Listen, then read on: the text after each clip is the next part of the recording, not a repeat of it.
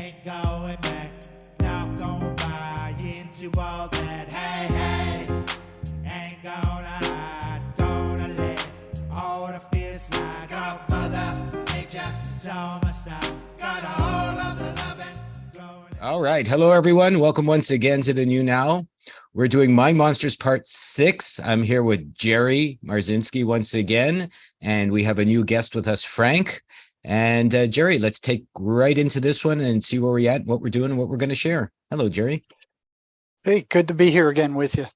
I want to kind of introduce you to Frank. I met him. He got in contact with me, and he had a very interesting story. And it fits in with what I've been trying to get across is the patterns that these voices run, and the fact that they're real. I mean, schizophrenics have been trying to tell psychiatrists that the voices are very real ever since psychiatrists appeared on the planet, and they've been blown off. They've just been totally ignored. They've been told it's a chemical imbalance in your brain, which was a completely fabricated lie by one of the pharmaceutical companies. But they keep, their message is there's nothing you can do except take our toxic meds. Your case is hopeless. It's a done deal. You're that way for the rest of your life. In order for them to have a cure for schizophrenia, they have to understand the real cause. And the real cause is the voices that these people are hearing. If you can get rid of those voices by any means, the person turns back to normal. Now Frank was a psychonaut. He experimented a lot with DMT, and he had a lot of interesting results with DMT, including contacting the positive side of things, where there's positive entities and positive spirits and angels. So he's been there, and he's been down to the depths of the bad side too. So this is what Emanuel Swedenborg was putting forth in all his writings some 400 years ago. He was a Christian mystic. He said, your thoughts don't come from you. They come from other sources other than you, and that your brain is like a radio receiver, and you pick up the ones that you're tuned to, and then you listen to the ones that have a message that you want to hear. And Frank's kind of a living example of that. And so he has an entity stuck in him now that invaded him while he was using DMT and piling something else on top of it. So he was on a trip that was way past the standard trip. So maybe Frank, So maybe Frank, you can, bring us into this. Tell us why you decided to try DMT and ayahuasca and whatever other, power plants you experimented with. What your positive experiences were, and what led you to being so-called possessed.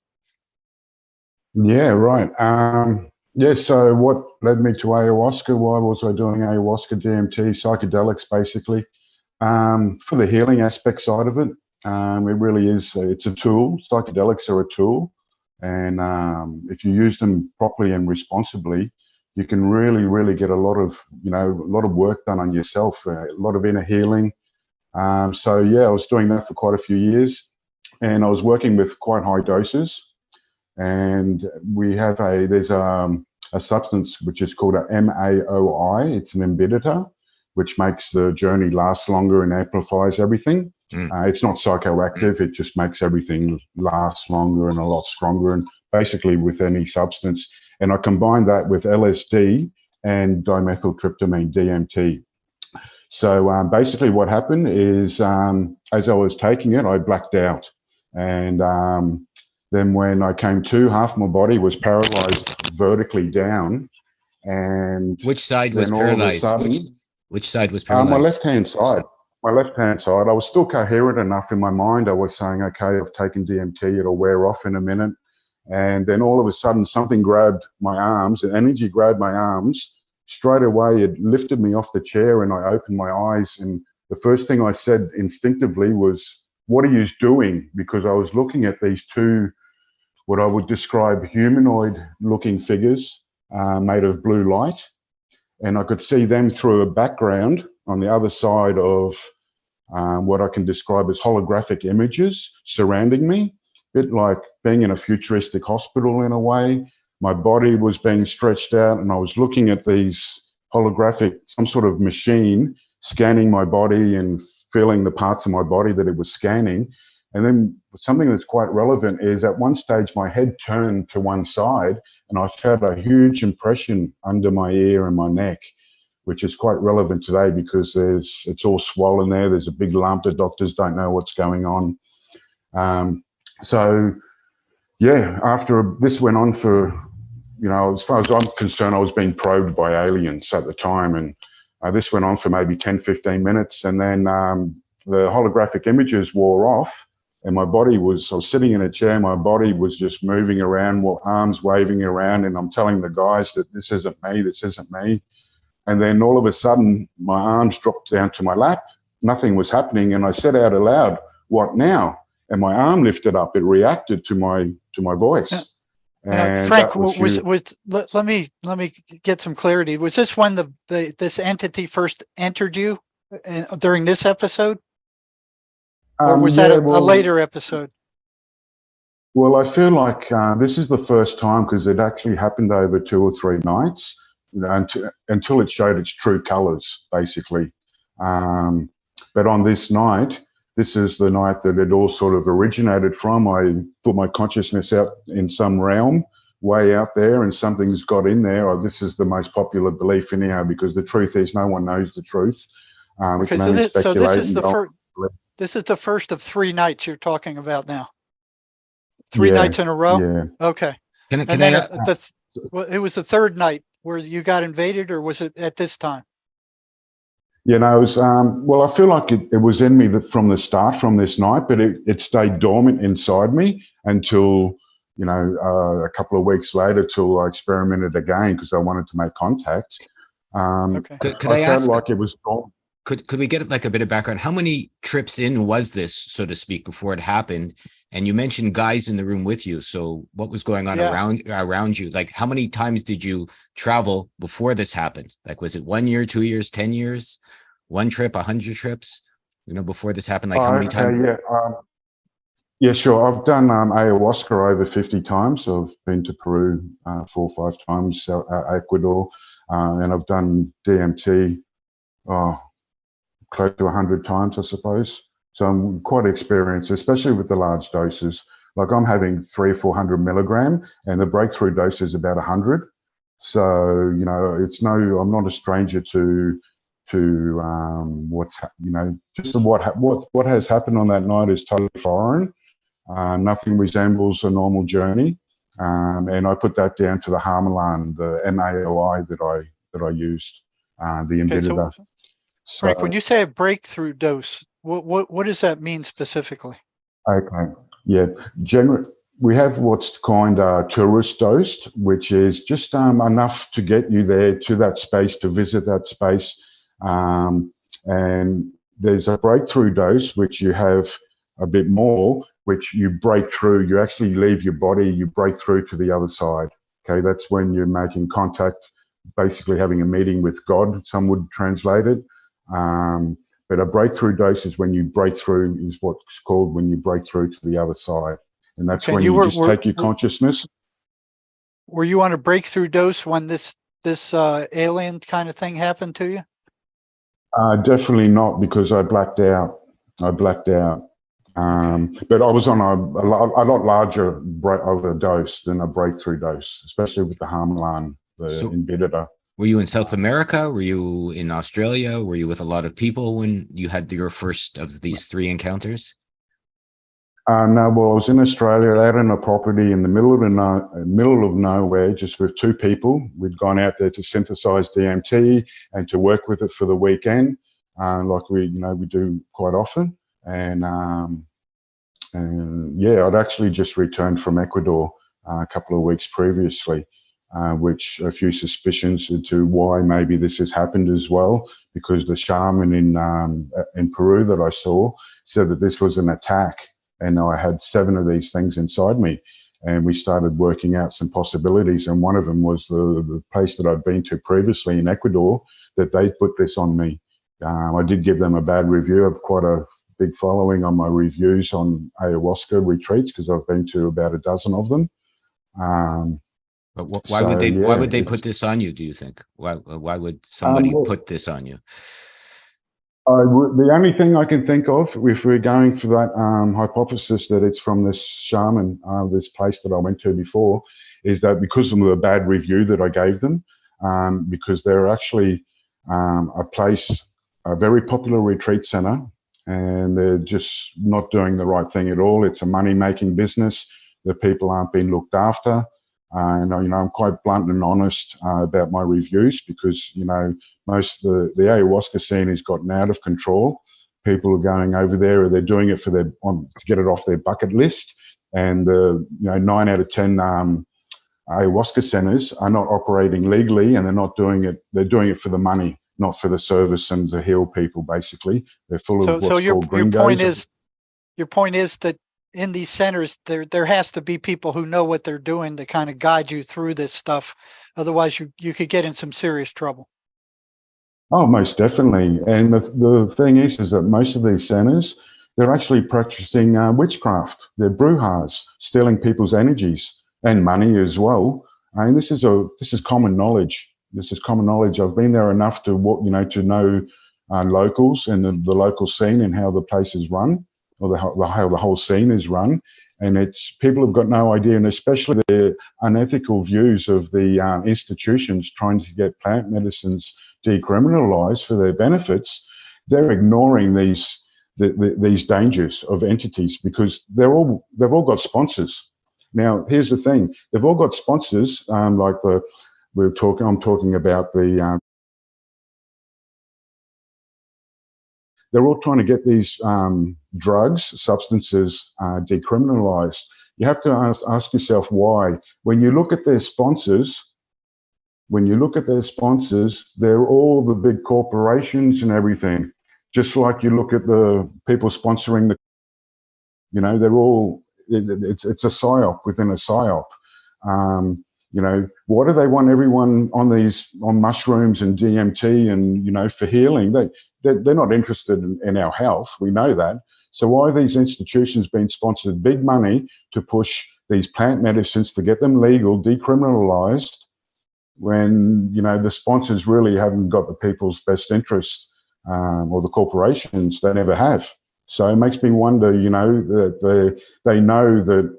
For me personally, I have some theories, and one of them is that these, we're vibrating at a level, and this is our consciousness. When we alter our consciousness with any substance, we start to vibrate on different levels with different energies, and depending on the consciousness shift, it's a lot of dark places, a lot of dark realities where these negative entities are coming in. And I do personally believe that the world is run by people that have these negative entities inside them, and they don't even know it. They don't know it because they're dormant inside them. Now, this could be a battleground versus good and evil, and you have light beings and dark beings inside, these entities, and we're not really in control. I have many crazy theories, because every popular belief system that I've come across, nothing computes with what's going on with me. They all have these belief systems, and I do believe that they're all corrupted, or they're all mumbo jumbo in a way. Well, that kind of fits in with what Swedenborg says, that you have positive and negative entities that come into your thought stream, The negative ones will try to screw you over and take over. So your point was these places, that do this kind of stuff can be dangerous, is what you were saying. Sure. So get back to your first trip, and go ahead, proceed on. Yeah. So I'm in the chair, and my body moved, and it reacted, and we could start to communicate with it. So we worked out a system where we could get answers from it. Was that it'd lift my arm up for yes and down for no. This is the entity. Yeah, this is the entity that got into you, right? Yeah, sure. So the energy's inside me. So now you're communicating it with yes or no answers with the movement of your hand. Okay. Yeah, sure. And one of the questions we eventually got. yeah, we eventually got to the question, are you from the future? And it said yes. And then we eventually got to a question, are you human? And it said yes. So this is why I'm feeling really excited. I've made contact, you know, this is for real for me, you know. And but basically what it was a trickster, what's called a trickster, where it was just lying and saying anything. And I was quite naive to it at the time. And through the questioning, it started to contradict itself. And Yeah, that's when that's what the voices do. They're consistent liars. They lie about everything. So yeah, because when I think about it, the questions I was asking it has no idea. It's just giving me any old answer, because I'll ask it something, not a question that's not a question, and it'll still answer. You know, it's it basically reacts to everything, just like it reacted to the shaman. You know, the shaman's power. But yeah, so this thing's inside me. We're questioning it. This went on for a few hours. I went to sleep. So by we're questioning it, you mean you were questioning it? Like you're using plural. We're questioning it. Who's the we? Yeah, my friends were asking it some questions as well. Okay. Yeah. Did you learn anything from it? Or you couldn't no, trust we it? asked You couldn't trust anything? It, really. Nothing it said? At the time, I was still quite naive to it. Still thinking that it was a positive thing, that it was a good energy, you know, I've just made contact with something. My body's feeling alive, it's moving, and you know, it's got its own consciousness. And this is super exciting for me. This is like, wow. And at the time, I thought I must have to take DMT to alter my consciousness to make contact, because the next day I woke up and I felt nothing. I felt absolutely nothing. And it wasn't until a week later when I returned to another property, to another friend's place, and I told him all about it, and I wanted to redo the process. So I'm basically inviting this thing to come inside me. Little did I know, but it was still inside me. It was dormant. And this is why I believe that most people in the world have these things inside them and don't know it. You know, when people say or do something that's totally out of character, and, you know, you question it and go, where'd that come from? Why'd I say that? You know, that's not me. That's not them. Yeah. So the following week, I went to my other friend's place, told him all about it. I took DMT, really strange. Nothing happened. It didn't work. I stayed straight, which is really bizarre. It's the most powerful psychedelic known to man. This is where I know I've done something in my mind with my receptors or something. And I've actually had some really surprising, interesting tests I've just done, which I'll share with you later. So yeah, this night, nothing happened, except I saw a light energy being, lots of reds. And I was talking to my friend about it for, you know, trying to describe it, and it was almost moving mechanically, and it jumped after a while, and then the energy came into my arm, and then bang, I've made contact again, at least I thought. So it was literally moving your arm around. Yeah, or was it? Or did you just feel it come into your arm? I felt it come into my arm, and then, but it's not just my arm; it's my whole body. It focuses its energy in my arm so it can communicate. When it faces me, it's like looking at me and whatever. So we questioned it. Pretty much the same as the first night. Went on for a few hours. I woke up the next day and I was fine. And it wasn't until the third night, a week later, I got my friend to film. And this is a black and white videos that I have posted on my new YouTube channel. And again, so my friend's filming. I smoked DMT, nothing happened. I smoke it more and there's still nothing happened. All of a sudden, a huge wave of energy comes over my whole body, picks me up, puts me on the ground, and the energy concentrates into like a small area on my lower back where I've got a herniated disc and I'm in pain 24/7. It was making the pain stop. It was like a rod scanning that sore spot, and I had no pain. And I was like, to my friend, I was saying, I've got to go and get another MRI. It's fixing my back. I can't believe it. I haven't not felt no pain for years. And this went on for 20 minutes. And it wasn't until I tried to get up and I couldn't. The energy was, it was like an energy force keeping me stuck to the ground. I couldn't get up, and I was struggling with it, and that's when it started to make some really strange sounds for the first time through my throat. It was controlling my body. Then when I eventually could get up, it threw all its energy in my head, it had me spinning around and almost tripped over myself, as you've probably seen. And that's when I decided to strap myself into the chair, and it's going to be the safest place. And then it just went crazy. It just went all bizarre, and that's when I knew it wasn't a human from the future, and it was something quite dark and negative. And the thing was is that this went on for a couple of hours again. I woke up the next day and I felt clean, nothing. My friend came to me and said, "Are you okay? Because last night you looked like you needed an exorcism." And I said, "No, I feel fine." And it wasn't until that I was on my way home, I stopped to get something to eat. And while I was eating, it just wasn't me. I was scoffing it down. I was like, this isn't me. And as soon as the instant microsecond that I thought, maybe this thing's inside me, the energy picked up. It was like the gig's up. I can't hide anymore. And it showed itself. And here I was, straight on no substances. And I had a glowing energy all around my body. And this thing's looking at me. And, you know, and I freaked out. I was like, wow. You know, I was. Could you see it looking at you? Could you see it looking at you? Well, through the 3 times from talking at me, what I mean by looking at me is my hand is like its face. So if it was to look at me, it would like this. It's like, oh, like that. Okay.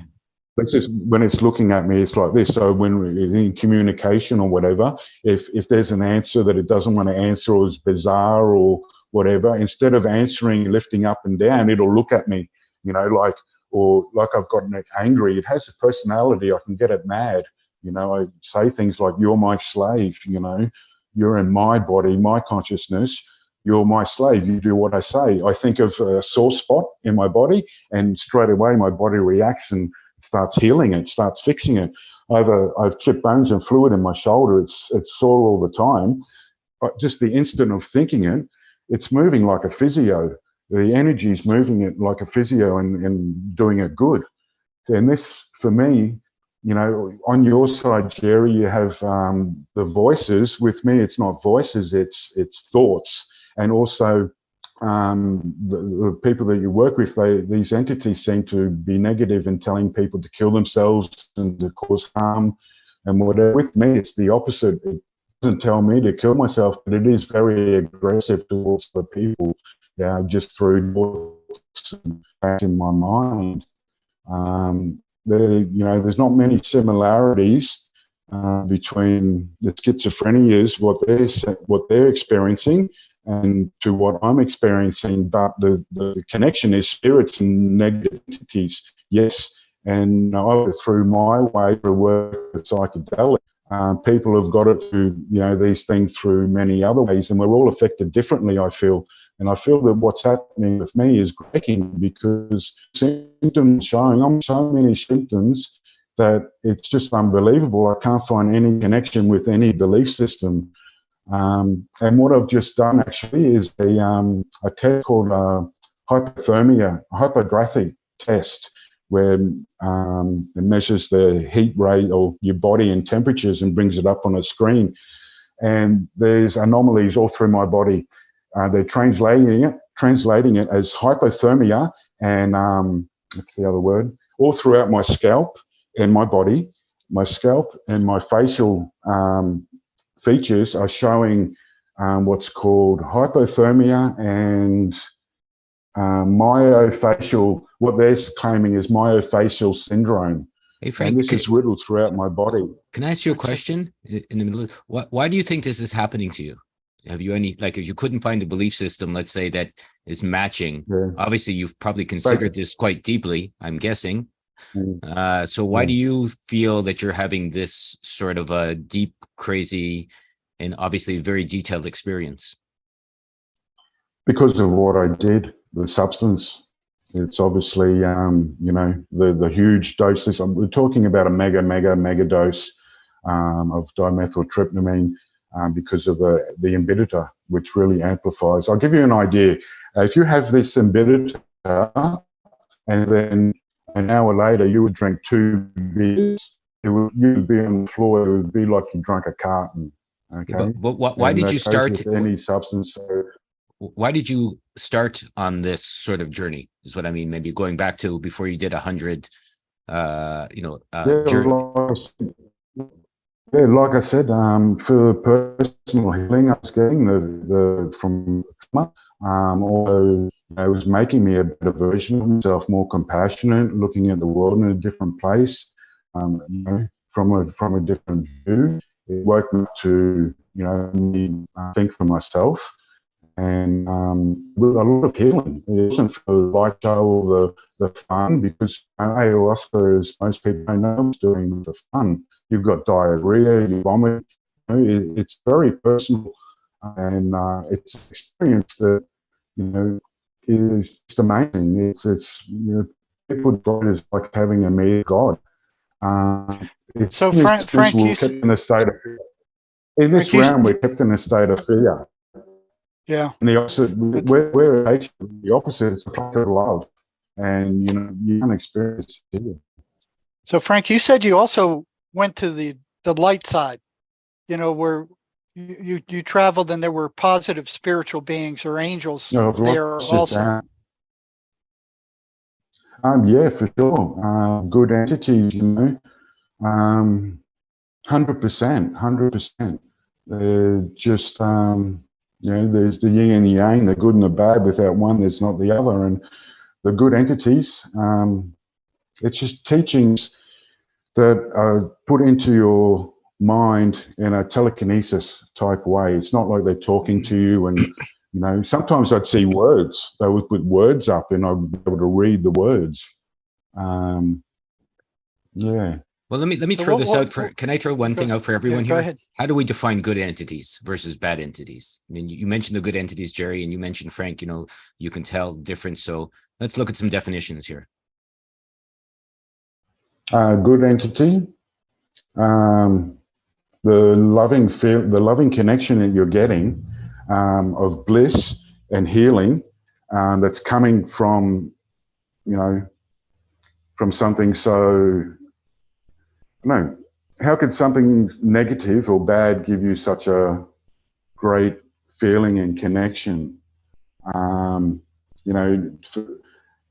dark entity, for me, I don't even know if this is an entity. It's, for me, it's a life form. It's some sort of life form, and it's made of light and energy. It's an energy form. What's it like sharing your What's it like sharing your consciousness with this thing? Yeah, the last year and a half or so, I've pretty much been ignoring it, and living my life as if it's not there, because the energy has gotten weaker, and so it's not sort of in my mind 24/7. I've stopped panicking. I've tried a lot of things. I can't keep going along like I was for the rest of my life. Feeling sorry for myself and what have I done, and no one's helped. Feeling alone and.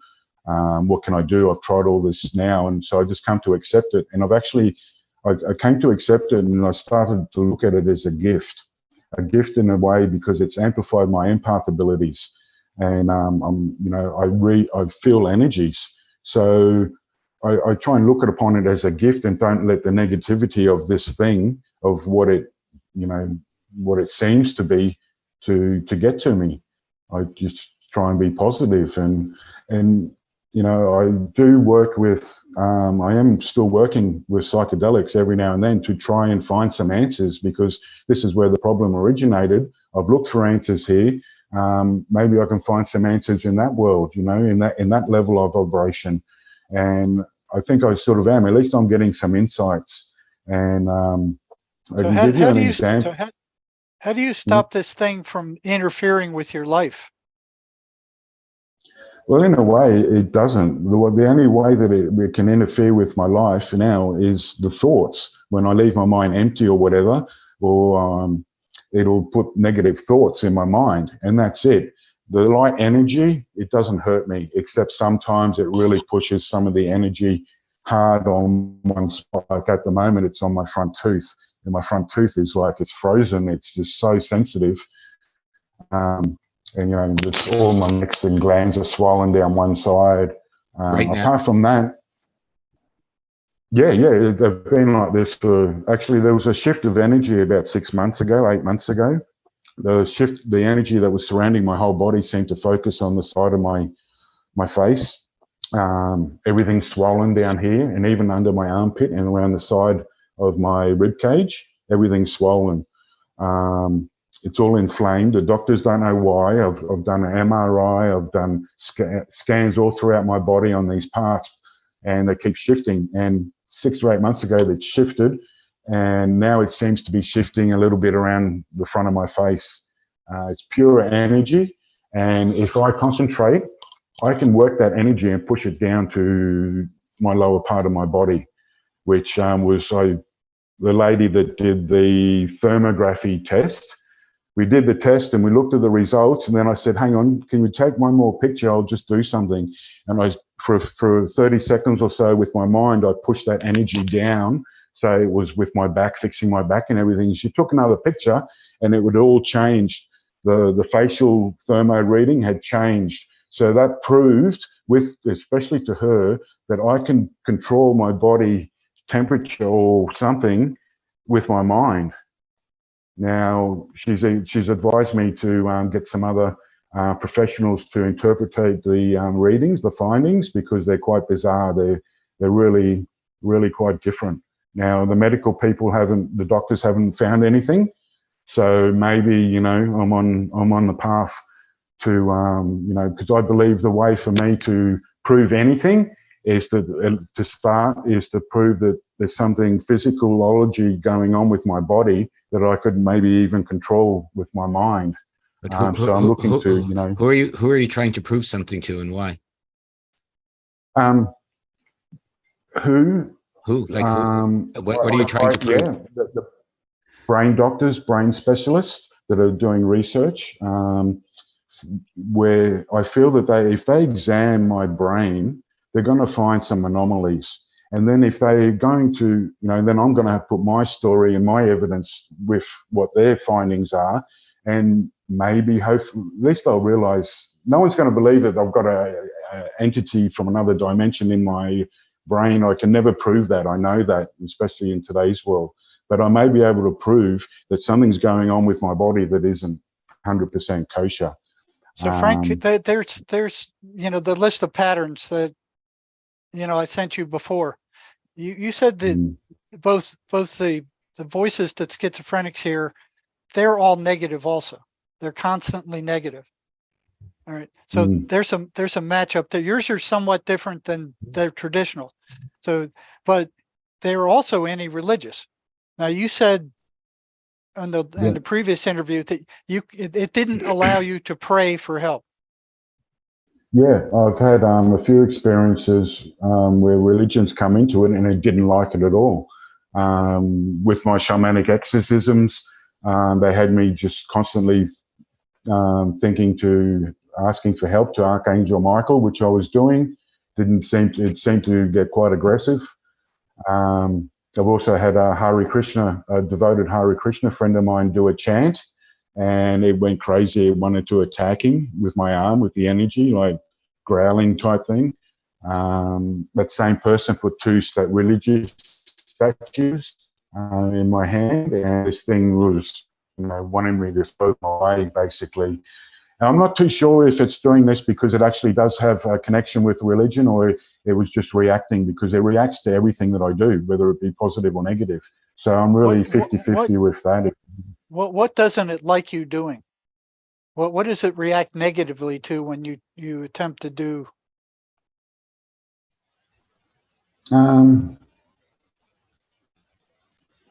I can't think of anything. I can only go on the previous things that I've done with those, like I've just mentioned. Have you tried to go to a church with this thing? No, I've been meaning to. I think that would be interesting. And I'll probably do that this week, actually. Yeah, I've been putting that off. So Frank, can I ask you a quick question before Jerry jumps in? Why did you contact Jerry in the first place? Well, What did I saw that. I saw what he was all about. He realised that these voices are not real, and the chemical imbalance is just a scam. There is no, they can't tell you what chemicals. They can't tell you the degree of imbalance. So, and I'm hearing these voices or these thoughts. So with Jerry, at least I've come across someone that actually knows, a professional, of 35 years of his trade, that knows and believes that entities are real, that dark force entities are real. And that's the connection that I had with Jerry. Because I've been trying to reach out, I've reached out to all the institutions and the DMT researchers and that, they don't even reply to me. I'm just a crazy person online, even when I show them the videos, What are you hoping to get out of these relationships? Like healing, integration, ascension, happiness? Like what's the bottom line, do you think, for, reaching out to Jerry, having these chats and reaching out to the DMT associations, etc.? Bottom line for me is getting some exposure. I can maybe someone that's listening can, I'm open to ideas, but basically professionals getting that exposure where I can get enough information, enough interviews where I can send it off to some of these brain specialists at these institutions, and also the people doing the work on DMT if they want to finally answer to me. Because they've been giving me the cold shoulder. I'm bad news. I'm bad news for their sponsors. But what are you trying to get for the whole thing? What are you hoping to get for yourself is what I mean, Frank? For myself, on a personal level, yeah, from these experiences. I guess the only thing I am looking for, I'm still looking for some answers. I'm looking for answers. And at the moment, I think I have to start with what I did with my consciousness, with my brain. So if I can get some sort of medical answers for a start. Answers to, apart from that. What are the questions? Like, what are you looking for answers to? Well, to start with, I do believe that I've done something, there's got to be some receptors or something that's out of whack. Okay. I do believe I have some sort of connection to this realm, because let me tell you something. If I use medical cannabis every day, and when you use a certain product every day, your tolerance goes down or whatever, and I don't really get high, you just stabilize. I went a month without using cannabis. 2 weeks ago, I used cannabis. So it was obviously almost like the first time. It was really a lot stronger. It was altering my consciousness a lot stronger. I went straight into DMT land. My eyes were closed and I was seeing, it was as if I'd taken DMT. Okay, now this shouldn't happen. Some would say it's impossible. It's happened to me with mushrooms before. When I experimented with mushrooms after this happened, I took a small dose of mushrooms and I went straight into DMT land for 4 hours. Sure, lots of people have flashbacks, yeah. Frank, do you feel that this isn't flashback? This is the embedder that hasn't rewind itself. It's supposed to be reversible. This is Frank, do you feel you have to keep this thing under control? Does it try to take control of you at times? No, it can't. Its energy is not strong enough. And even when it can give it the power, when I use substances, it still doesn't, try and attack me or anything negative. It's actually quite positive. Well, you just got done saying that if you left your mind blank, it fills your mind with negative thoughts. Yeah, but negative thoughts to me is not a problem. I combat that straight away. Negative thoughts, we all sort of get them. I've gotten used to them. I shut it off straight away.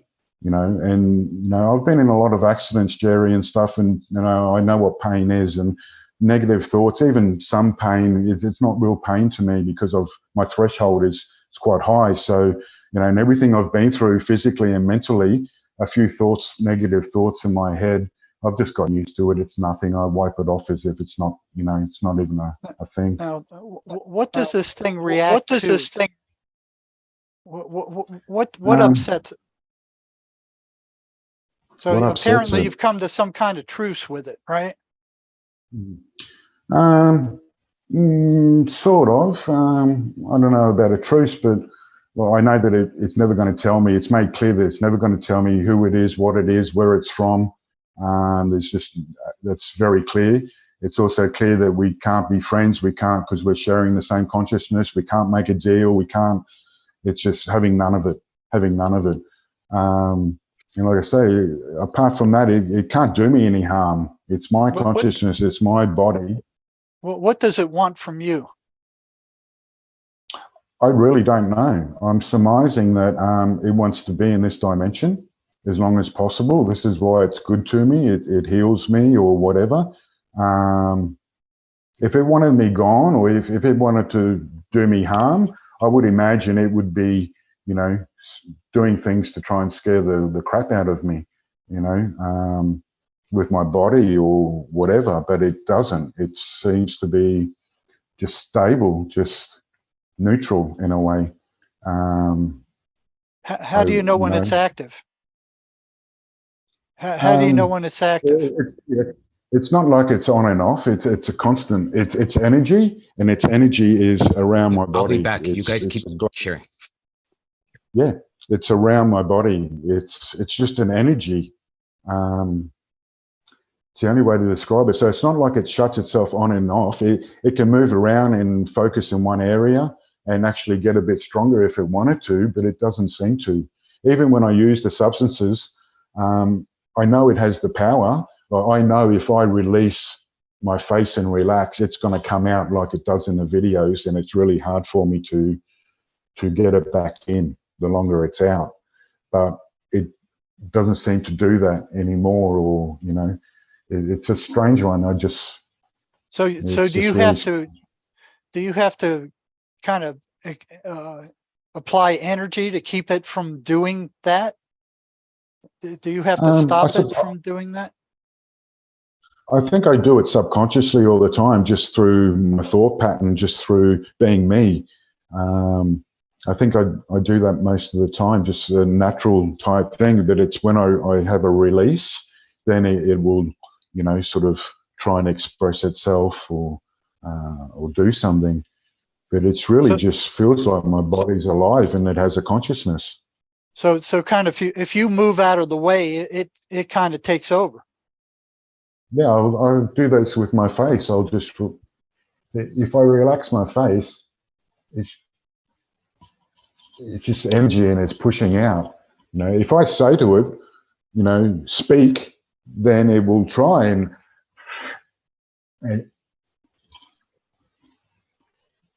in my mind I can say stop and it'll stop. It's like I'm controlling it in a way. Sometimes it lets me control it or have the illusion of some power over it.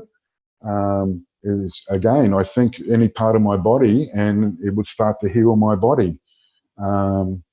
Same with this energy. But has it healed any of your body? You seem to have still tons of physical challenges.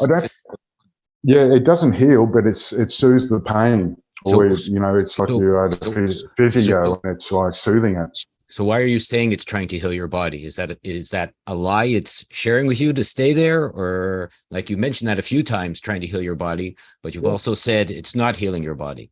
So yeah, what I mean by, I should probably not use the word healing, but it's taking the pain away or soothing it for the time being. It's not like it's fixing my herniated disc or anything. It's soothing the pain.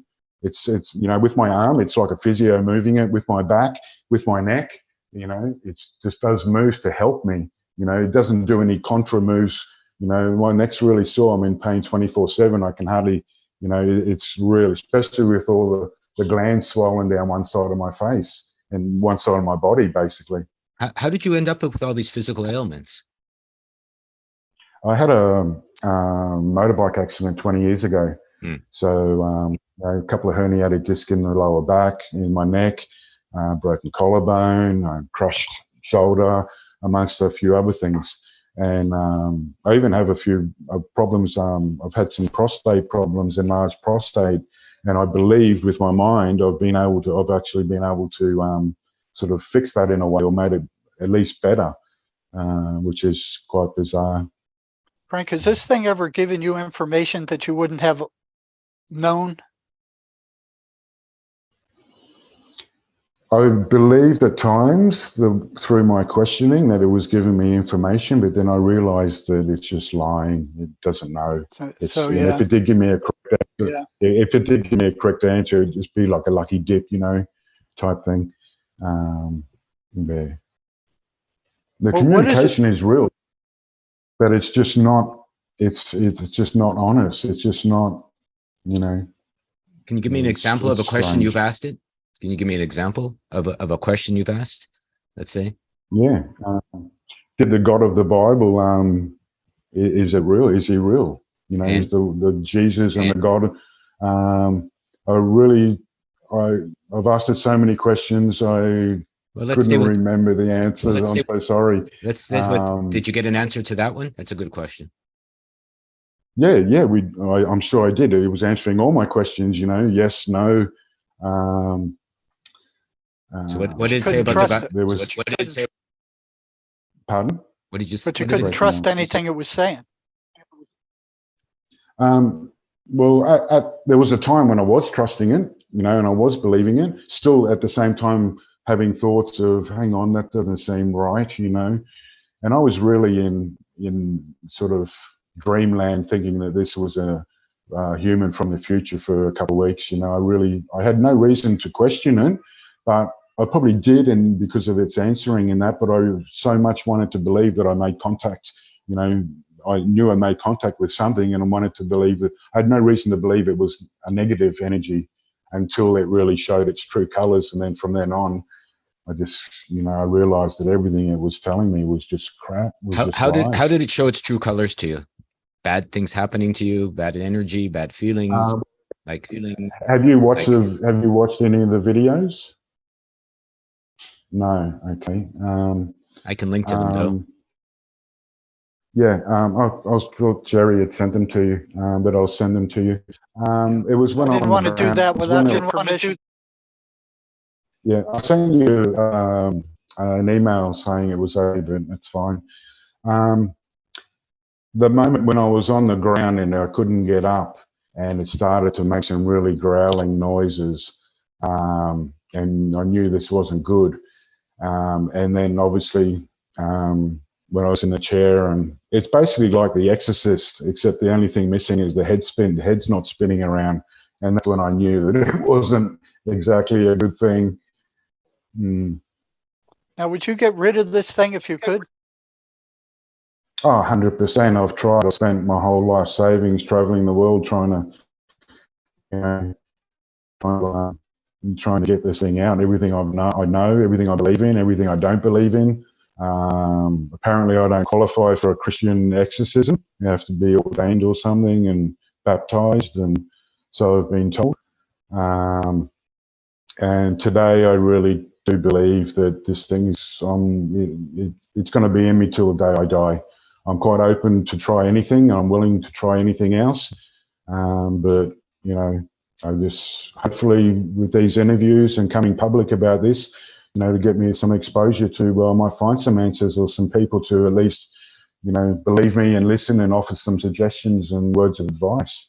Now, you said you went to a shaman. Yeah, in Peru. And how did that work out? You were trying to get rid of it? That was quite amazing. Yeah, that was really amazing. Saw paranormal stuff, supernatural you could call, levitating off the ground, being put in a trance. The whole time I took no substances, no ayahuasca, nothing at these retreats. And I was being put in a trance. The power of the shaman was bringing this thing out as if I'd taken a substance, and it was really strong. But you went at these times to with the intent of getting it out, like let's say that last journey you're talking about. In Peru. Well, the last time you went to a shaman. You brought it out. Like, what was your intent? When you went? To Peru to get it out. I'd send him the videos, and they said that the shaman said that he could get this out of me easily. So that was a big relief. I had confidence in him. I'd been there a few times before. I knew the shaman well. As soon as I arrived at the retreat, I got out of the car, I saw the shaman. As soon as I made eye contact with the shaman, this energy picked up in my arm and was facing back and was trying to get me to walk away. And I had to grab my arm physically, put it in front of me and walk up. And when I did, his first diagnosis, he just sat me down, started chanting and blowing smoke over my face. And this energy came out really bad, got everyone pretty scared, except the shaman, I suppose. It crushed one of my teeth. The lockjaw was that bad. And then every day, I had 7 of these things inside me. Every day, we'd try and get one out. Again, I'll send you the video footage of this. With the injuries in my back, the way I'm being levitated up, the way I'm up and the way my hands are, it's impossible for me to do this by myself. It's the energy field that's around my body that's doing this. So this went on for about 5 or 6 times throughout the next couple of weeks. And on the last one, they said I was clean. I was surmising at the time that maybe I do know that one of the tools of shamanism is placebo. So, and I had good reason to believe that they were doing a placebo on me. And so on the last day, they got the last one out. They said I was clean. The next day, they had me with group at the retreat do some breathing exercises to release some natural DMT. And the energy picked up, this thing went crazy, and that's when I knew that, back to square one. Did you feel different after he said that he'd got it out?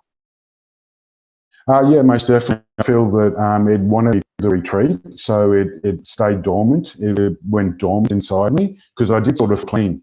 They said I would feel some residual energy. So I feel that this thing hid again inside me, making me believe that they did get it out. And it wasn't until I was on the airplane going to Cusco that I sort of suspected again in my mind, a bit of energy.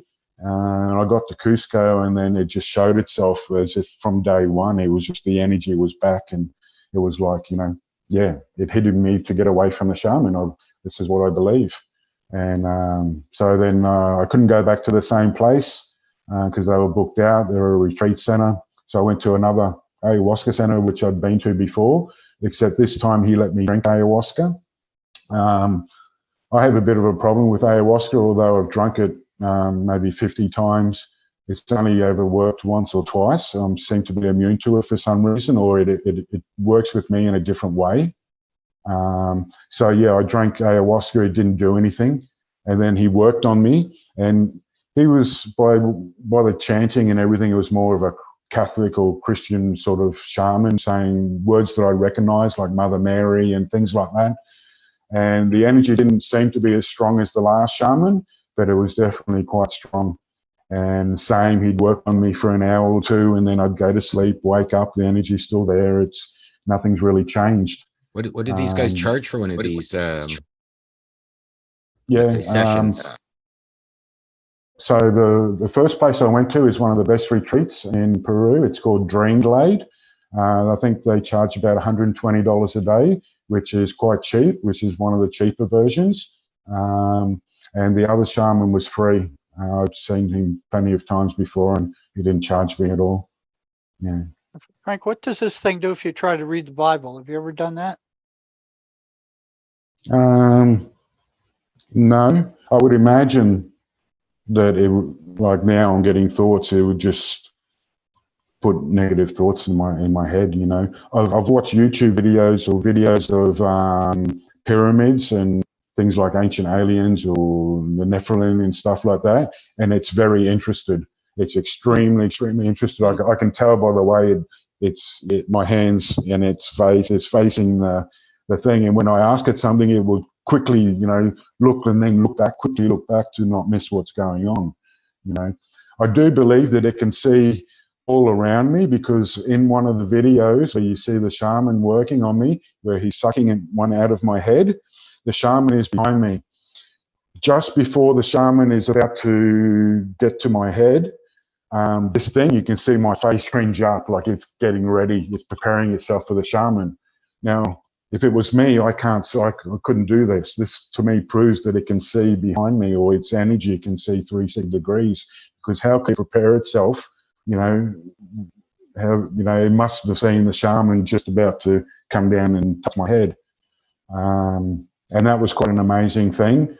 So the shaman sucking on my head, and I can feel the energy being pushed up to my head from my body as he's in tune with the shaman sucking, and then obviously then I'm burping inwards, getting it sucked out, and then I'm throwing up or pushing.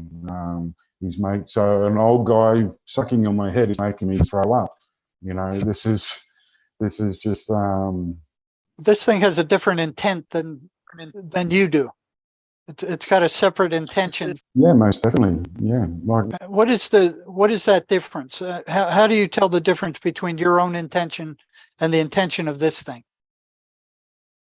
Yeah, sometimes I have to I'll do something or whatever, and I sometimes think, was that really me? Is this thing subconsciously pulling me in one direction? And I believe it does, the way it's had me disconnect from a lot of people that I shouldn't have.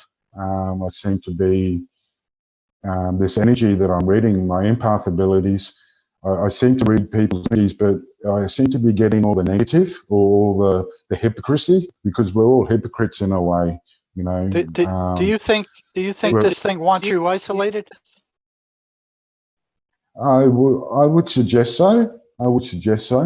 Because I'm definitely isolated, and I've been doing more and more of it ever since. And again, to people that I've known for a long time, and just because of the reading that I'm getting of them, I'm disconnecting from them, and I know that's bad. That's sort of judging in a way. And yes, I am aware of it. It's probably one of the only ways, or the biggest way, that it can affect me, that it is affecting me. But I am conscious of it. I'm definitely conscious of it.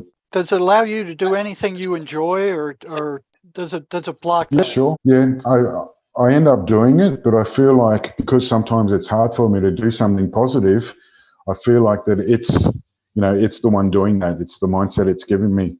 And this is why when I break through and, and actually do it against its negativity, or I should have done it an hour ago, or, so many times I want to do it, but oh no, I come up with an excuse that, I don't do something.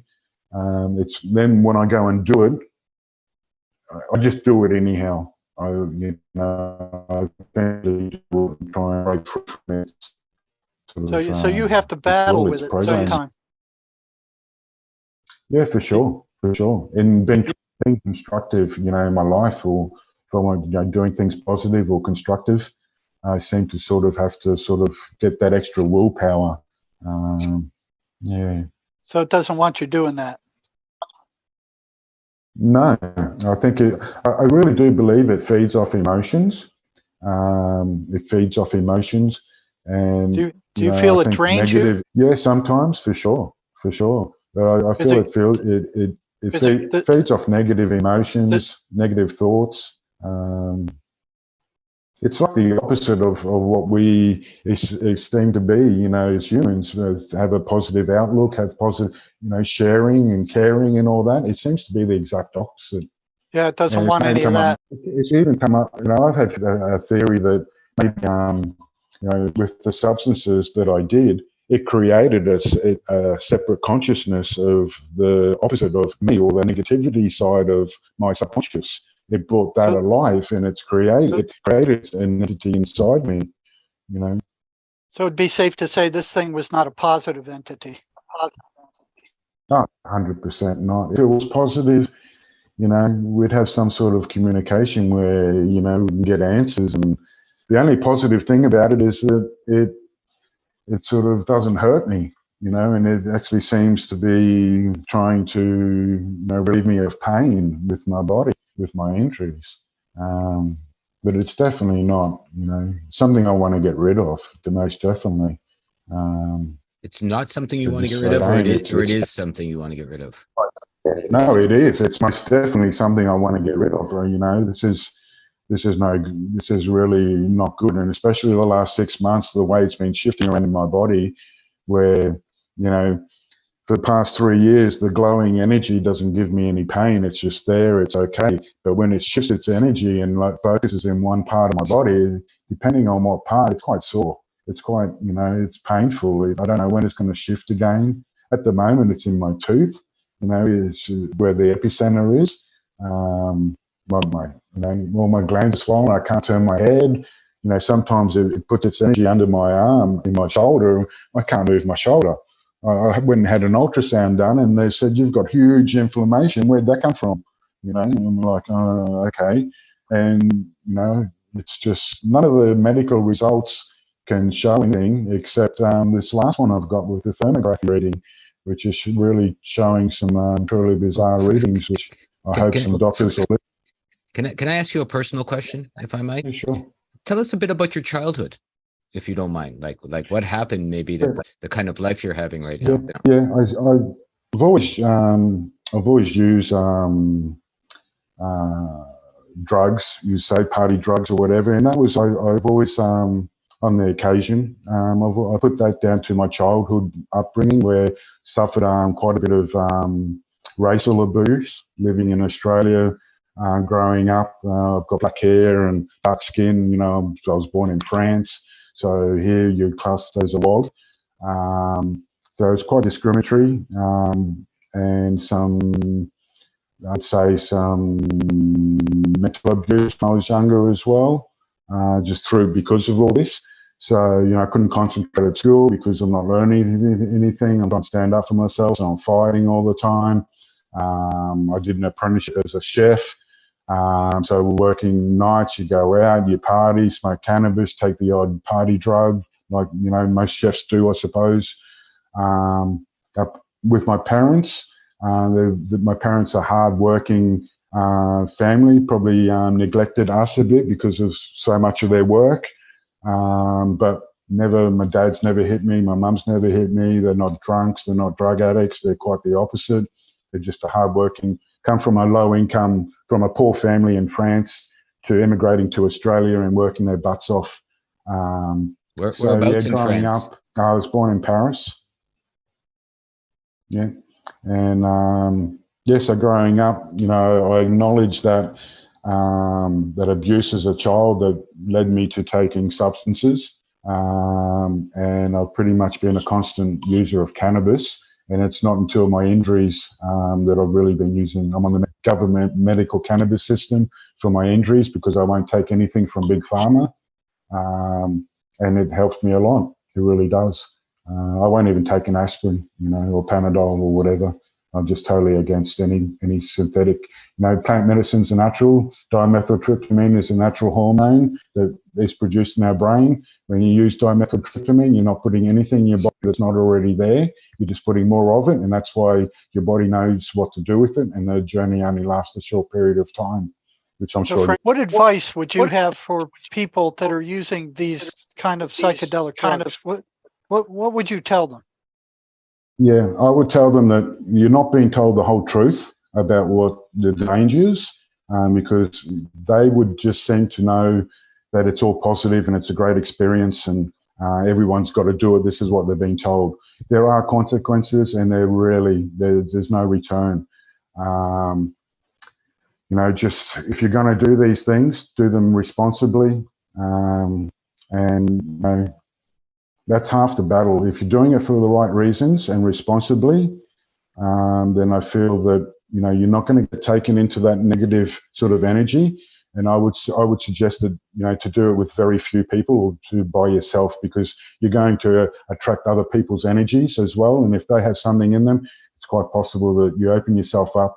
And that's the problem. People are doing these substances at festivals and parties and things where there's thousands of people. And, it's just crazy. Legalizing plant, I'm against legalizing plant medicines. People are going to hate me for saying this, but they're just not being told the truth. There's dangers. And then, can you imagine, like in Australia, they've legalized cannabis for medical reasons. And you can go and get a prescription.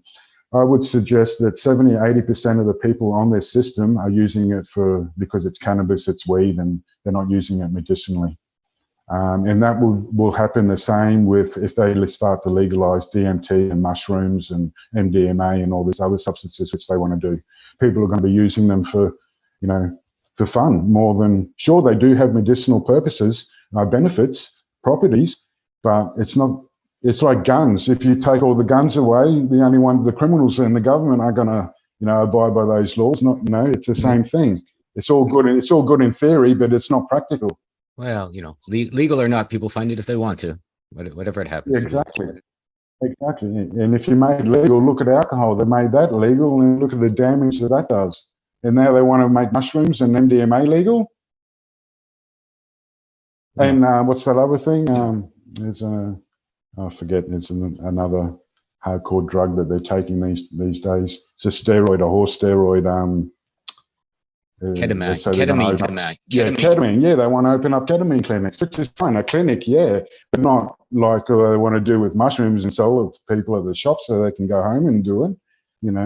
This is going to open up a whole new wave of negative entities, negative energies coming into this realm, which I believe they are existing and, and some part are controlling the way the world is. Through us, through our physical bodies. No doubt. So do you think these drugs would induce the flow of negative entities into the bodies of people? Yeah. Well, if you have more people doing it, not in the proper circumstances and whatever, and they're not protecting themselves, then you're going to have more people getting dark entities inside them, dark energies.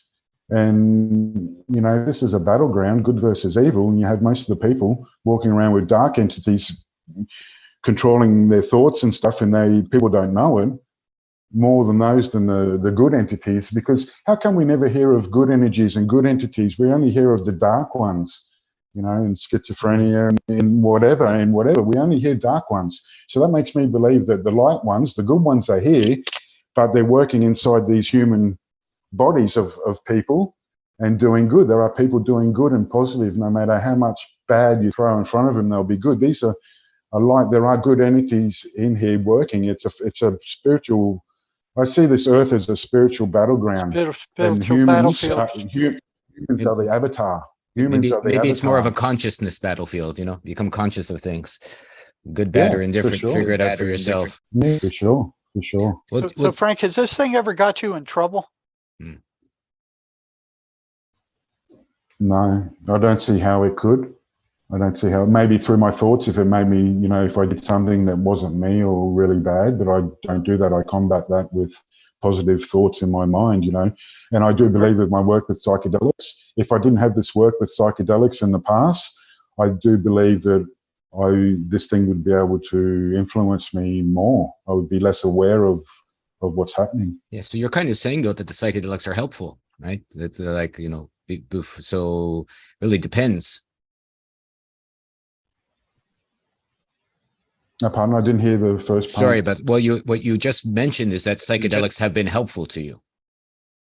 Oh, most definitely. Been helpful to a lot of people. Most definitely. Psychedelics are probably one of the best things that happened in my life. It's changed me a lot. I wasn't always, the person I am now. It's definitely helped me a lot. It's helped me overcome traumas. It's helped me, live my life the way I am now. I respect people. I'm more compassionate. A lot more than what I used to be. Anyhow, I have an awareness of things which complements all those traits that I seem to sort of have. And you'll get the same response from most people that have done plant medicines. Have you done plant medicines or? Hundreds of times. Okay, yeah. And your experiences? My experiences have been fantastic. I've come across all kinds of energies, so to speak. I've learned to integrate, what I've heard and what I haven't heard in my life, and, take everything with a grain of salt and figure out, as long as I'm coming from my heart, everything seems to work out just fine. Yeah. Frank, do you have a job? Can you work? Do you have a job? I'm on a disability pension because the accident I did when I was living in France 20 years ago, and it was on the way to work. So because it was on the way to work, I get covered I get a lifetime pension. They class me as 40% handicapped. I used to have, I had total paralysis in the right arm and the left leg. I was in a wheelchair for quite a long time. Okay. And this thing doesn't like you getting around other people. It wants you to be by yourself. I would say it would prefer, yeah, it would prefer the way it's, the way I've disconnected from everyone. And I think a part of it is because of the reality I'm seeing and all the negativity in the world and that. And I want to personally disconnect from all that as well. This whole world, everyone's living a lie and everything. And, obviously conversations with people you meet and everything I'm sort of over with. I prefer my own company in a way. So I do. I think part of it is. I think part of it is me, but also I think it has had a part in me to disconnect as well. Just for whatever reason. So your main company, your main companion is this entity. Do you have conversations with it, or do you ignore it, or how do you deal with it? Yeah, I used it quite a lot, but when I think about it, it's probably been 6 months, a year where I've totally shut it off. I'll go days and weeks without even thinking about it, whereas I was talking to it every day, type thing, and I've gone from that to really, it's virtually non-existent in a way. That's positive. See that you can get over these things through your own actions. Yeah, for sure. So like I said, the less you interact with it, the weaker it gets. Yeah, I don't know about that. I do feel that it's gotten weaker as time's gone by because it's gotten used to its environment. Because from the start to where it is now, everything that's happened, I feel that it's gotten used to its environment, and maybe it's doing this so I don't do anything about it. I don't go and do any more shamans. Maybe it can really force the energy and make it uncomfortable for me and make me try and get me mad or upset me. If it does that, maybe it's thinking that I'll go back and see a shaman or try and seek help or whatever. So maybe it's leaving me alone, so I don't. So I do what I've been doing the last year, ignoring it and just letting it be. And do you feel it drains your energy under normal conditions? Do you feel it's draining your energy? I don't know about draining, but definitely feeding off emotions. Yeah, I'd say, it would drain. It does. When it's feeding off my emotions and stuff, I would say I'd possibly be drained. So it feeds off of negative emotions, not positive emotions. Definitely, yeah.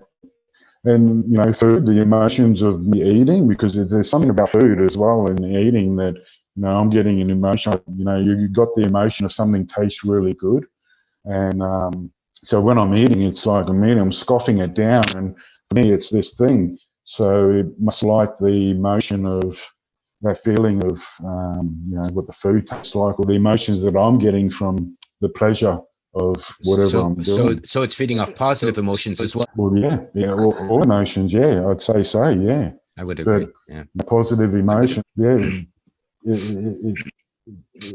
It's the only thing I can think of that, what's it doing in my body? What's it want? What's its achievement?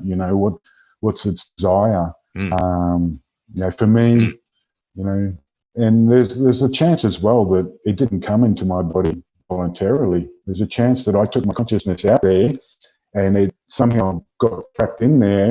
And then when I came back here, because the facial expressions and the way it's looking around, going all psychotic, and especially my eyes, it's looking around, it's like it's looking at its new environment. It's shocked. You look at it and you could feel that almost that it was shocked. It's like, where am I? What am I doing here? Type thing.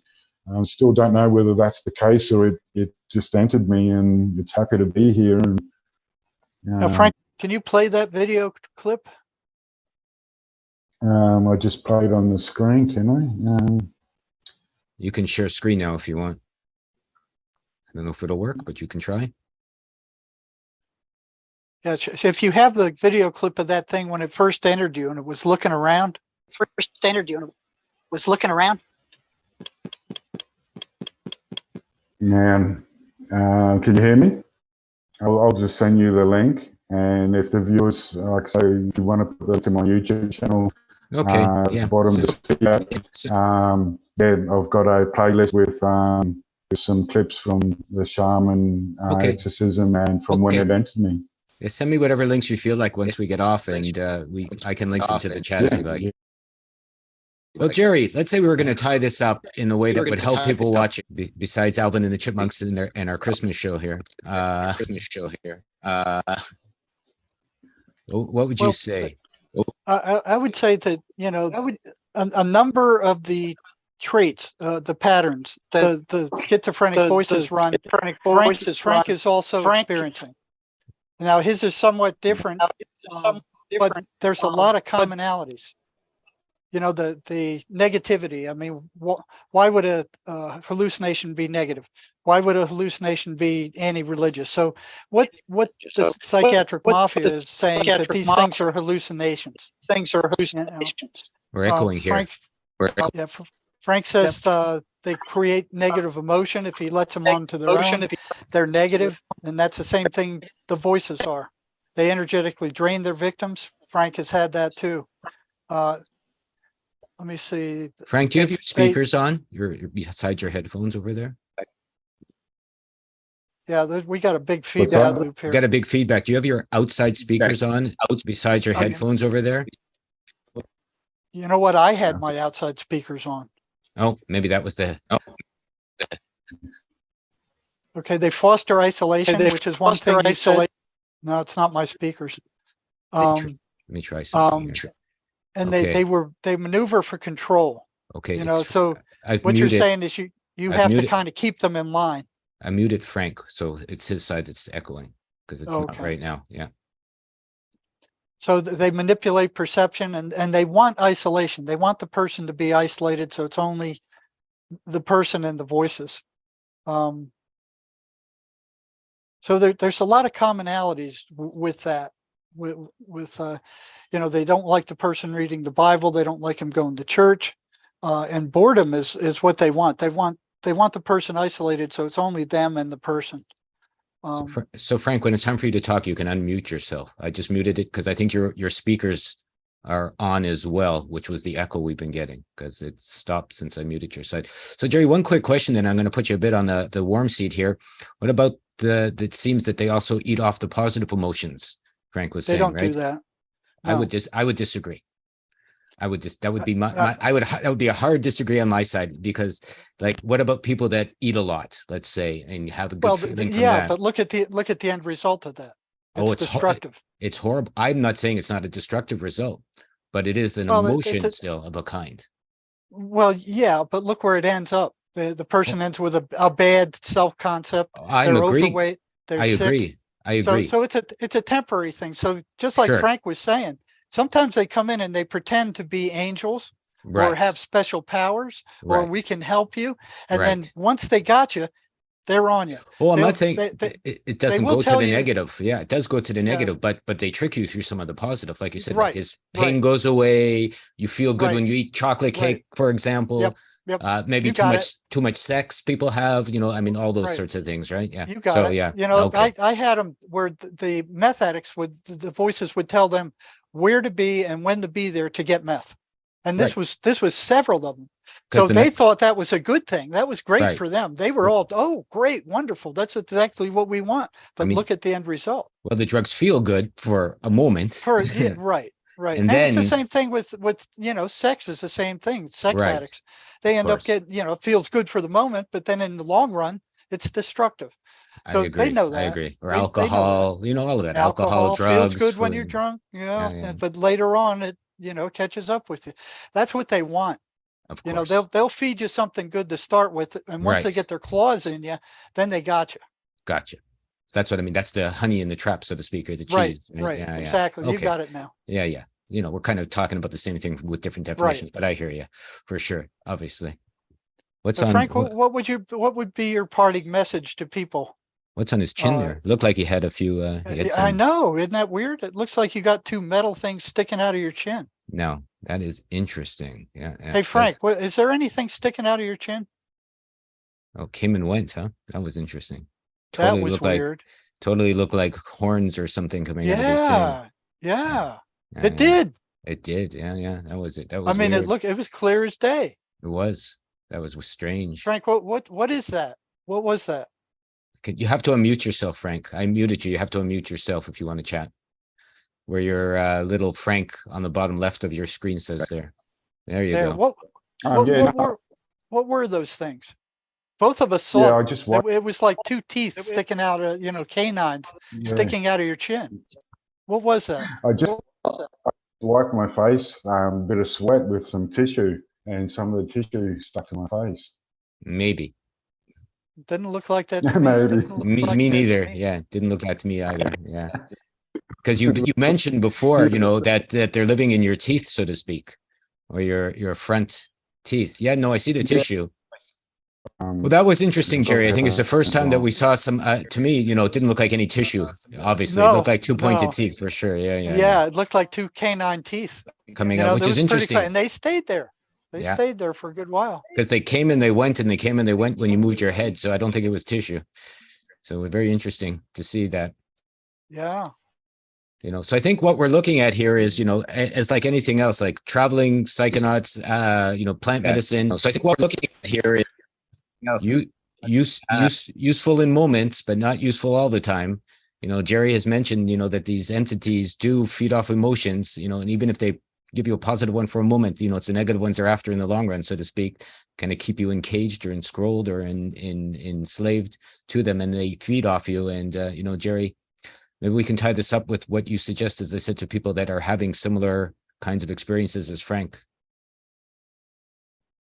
Well, a lot of them say Frank has got his, he's kind of come to a truce with it, but Right. A lot of people haven't. Hmm. So I'd suggest they go to my website and look up the That's a Lie program under articles. There's a lot of good information under articles about what people can do about these things if they want to. Yeah. I've talked with Sherry Sweeney a few times. We're going to have a series coming up in the new year as well. She's the author of the That's a Lie program that Jerry just mentioned. So she's very well versed and an amazing, interesting, and friendly lady.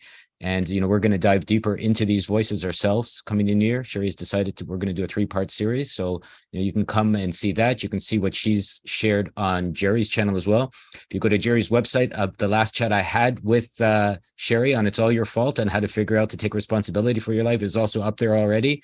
And Jerry, maybe you can tell us a bit about your book as well that can help some of the viewers. Do you have it there? Yeah, I have it here. Forgotten, and it's in German too. Sherry kept reminding me to. This is how we came to the conclusion that the voices run. So it's an amazing journey into the psychotic mind. We got it translated to German. You can get it off of lulu.com or Amazon. And the voices, if they're running consistent, persistent, repeatable patterns, they can't be hallucinations. And as long as psychiatry gets people to believe they're hallucinations, they're not going to be able to do anything about them. And they're preventing the person themselves from doing anything about them, because what are you going to do about a hallucination? 100%. And their what do you call it? Their declaration is based on nothing. They have done no research on the voices whatsoever. They consider them hallucinations just because they say they are. They've not done a single study on them. So they don't know what they're talking about. No, they don't. And, and Frank has had his experiences, and he's come to the forefront to share. It's good to have your plant, let's say, explorations, but also you have to be careful. You have to make sure, double, triple, and quadruple check your sources, and make sure if you're going to do any of these journeys, you're with someone reputable, you're in good energy, you're hanging out with friends instead of, maybe the opposite, which could be true. And, it's definitely, I would say, get a 3rd, 4th, and 5th opinion before you do anything in life. And, Jerry's a great resource for that. Sherry Sweeney, Keyhole Journeys, is a good resource for that. You can come to my channel. There's a whole bunch of interesting things to see. I'll put Frank's videos below, the ones that he shared, so you can see his interactions and his exposure of his entities. And Frank, if you want to unmute yourself, is there anything you'd like to leave our viewers with on the way out here? No, it's fine. Yeah, thanks for listening. And, it's hard to find people with ears to listen these days, especially about something about as complex as this and surreal as this as well. And really the truth is that no one knows the truth. We can only sort of go on. I'm only going off what my own experiences and what I've experienced these past 3 years, and I just can't find any, too much correlation into, sort of these belief systems, the spiritual beliefs or religious or whatever belief there are. It's just, basically just have to go off my own experience. I know, to me, you look like a loving man that's had some hard times in this world. And I think that's what causes a lot of the challenges in the first place, right? I've been through some of the things you've been through. It sounds like of some ways we've had similar experiences. And, in the end, we just want to be loving, have a good life, and, figure things out for ourselves. So I appreciate you coming on and sharing and letting people, learn from your experiences. So perhaps that can help them out as they move along as well. Thanks so much for your time and appreciation. For sure. All right, Jerry, thanks again. Mind Monster 6 is in the can, so to speak. Maybe we will call this one Psychonauts Gone Wild. Make sure that if you go wild with your psychedelic experiences, you make sure that, you're grounded in all the ways you need to be, so that, you can come out the other end for the better instead of for the worse. All right. Everyone, have a good new year. This may be the last video I make this year, so it seems like a good one. Some loving experiences. Thank you again, Frank. I appreciate your smiles and your efforts and everything else. You as well, Jerry. Almost a full smile there, so thank you. That's nice to see, and I hope to have you back into the new year, and maybe we'll carry on with some other interesting experience. Maybe we'll have Sherry on once, and the three of us can chat. That should be very interesting as well. Yeah, that'd be good. Yeah, I think so as well. So okay, I appreciate it. Thanks again, Frank. Thank you, Jerry. All righty. Take care. Thank you. Merry Christmas. Merry Christmas to everyone. Can't make me lie to my heart. No one tells me where I should start.